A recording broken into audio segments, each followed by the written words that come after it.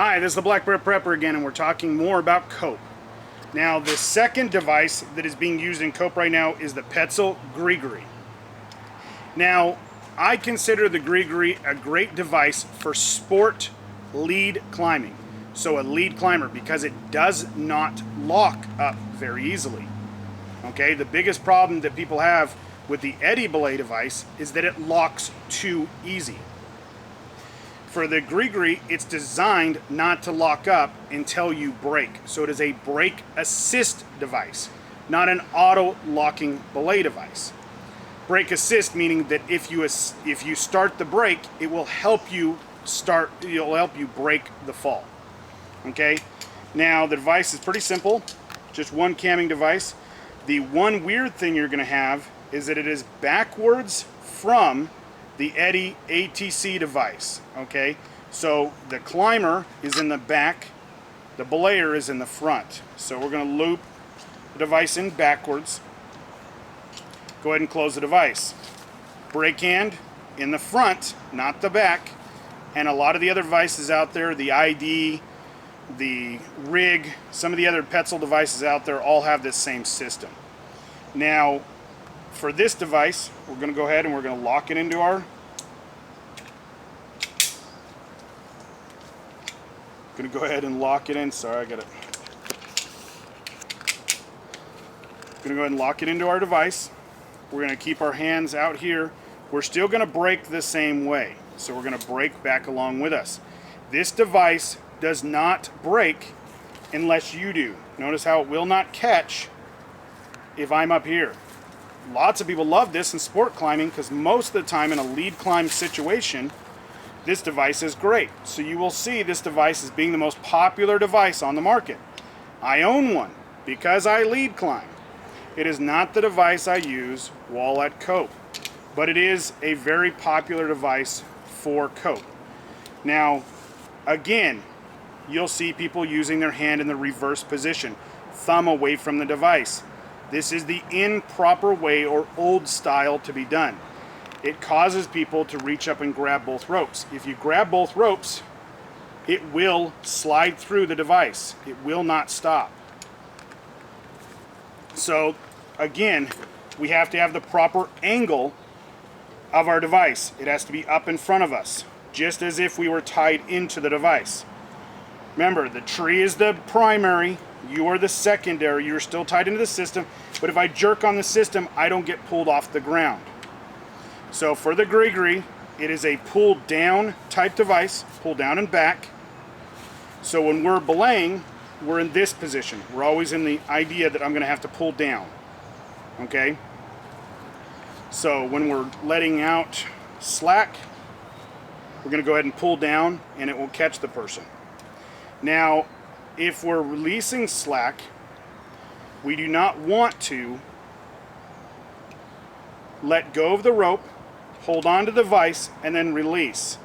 This device will not engage in this particular configuration. If the person falls, they will fall straight to the ground. The way we have a Grigri and we release slack, we grab our hand in a loop, we take our thumb over the device, and we release here. Notice how I can release nice and easy. If the person needs more slack for something, I can go ahead and release. If they fall, I brake into the brake position. Coming back here, okay? Not coming up. Coming up will allow it to fall back again. We do not, again, want to release our brake hand, come over here, hold on to the device, and release. This will not brake in this position. We want to go ahead. We're going to go ahead and bring all of our slack out of the device. And we always, while releasing, we reach up with our thumb, we grab on, and we allow us to take. But in a case of a fall, I brake with my hand. If I do not brake, the device will not brake for me, like the eddy belay device. Now, when releasing the person back down, it's the same idea. I want to go ahead and release the person down, I'm going to go ahead and have them release down. If I pull too far, it does not re-engage. It's what we call panic pull, which means if I pull down, it will keep going until I stop pulling down on the release handle. So we either need to let go and do what we're supposed to do, go ahead and brake, or we need to let up on the device to let it brake for us. So we're going to go ahead, do a couple climbs here. So our climber is going to say, On belay. a little louder, On belay. belay on, Climbing. climb on. So as he climbs, we're going to do the same idea. I'm going to go ahead and whip it back. I keep my hand, I'm grabbing onto the device. Once he gets all the way up to the top, we're going to go ahead and see how if I weight it, the device kicks in. So as soon as he's weighted, the device is locked. It will not lock unless I brake. It is a brake assist device. So what we're going to go ahead and do is go ahead and take off all the tension we can in this system. We're going to go ahead and pull our device over, and we'll see the device as we pull over here. Notice how my hand's here. It allows me to release tension off the device, and as the person comes down, I'm able to do that. But I do not ever go, oh, I'm going to use this as my device. This is my brake hand. This is what controls the fall. You are the primary in the system. You are controlling the fall. If, for some odd reason, you have a problem, the device hopefully will kick in and brace. This is why we like the Eddy, because it always kicks in and fall. In the most situations, it will kick in and stop the fall. In this particular situation is a brake assist device. It helps you in a fall to hold the device better.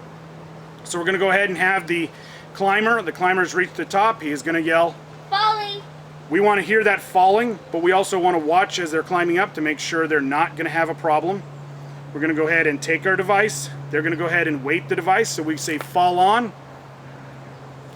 They weight the device. The device is now engaged because I have it kicked in here.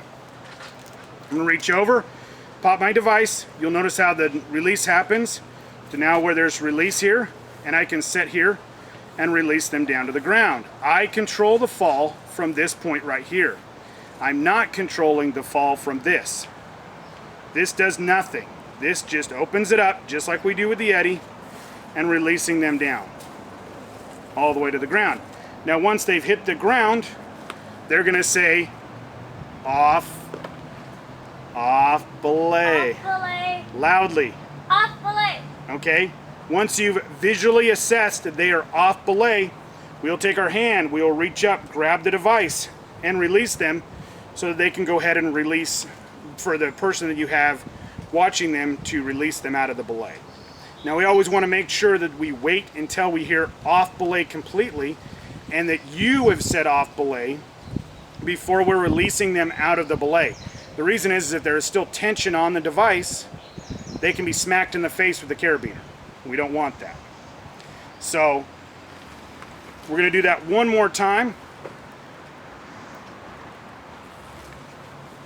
We're going to go ahead and keep in mind, we're going to have him come over here. We're going to check him to make sure when he first comes up, or she, come on over here. We're going to check and make sure we have him doubled back here. He's doubled back on his legs. We have the carabiner in the right configuration. Gate down. We're going to go ahead and check it. Listen for that sound. If you have the Pirate carabiners, which I really like, we can visually see that it is in lock position. We're going to check 2, 4, 6, 8, 10, that his figure 8 is done properly and that his safety knot is in the right position. Once we've done that, we can check, make sure there's the harness isn't too loose. We check his helmet to make sure it's in good shape, and we go ahead and tell him to walk over there. Remember, you are in charge of the belay, so we don't let other people check our climbers. They are under your responsibility from start to finish. So once we've got them into the belay,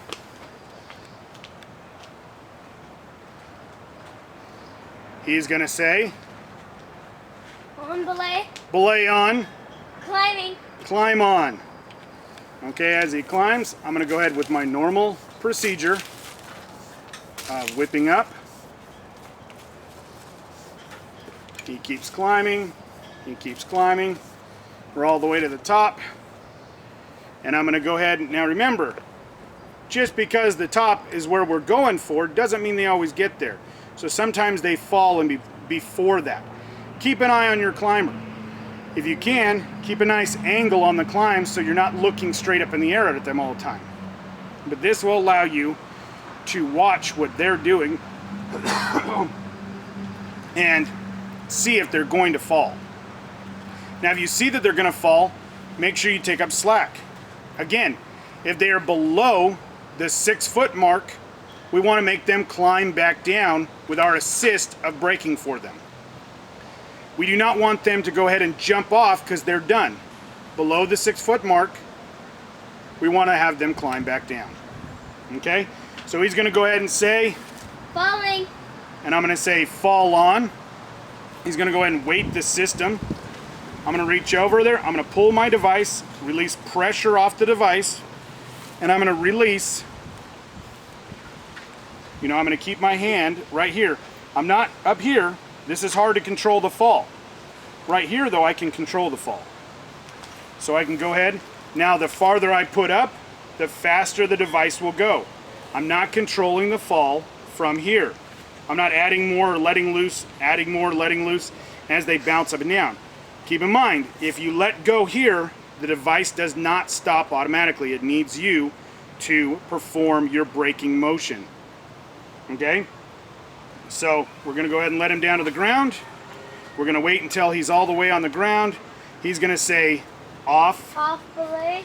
I'm going to say belay off. And what we're going to do is we're going to reach up here once I visually told them, and we're going to pull him up and let him loose from the belay, and then go ahead and tell them to remove the carabiner from the device. So this is the Black Bear Prepper. Have a great day.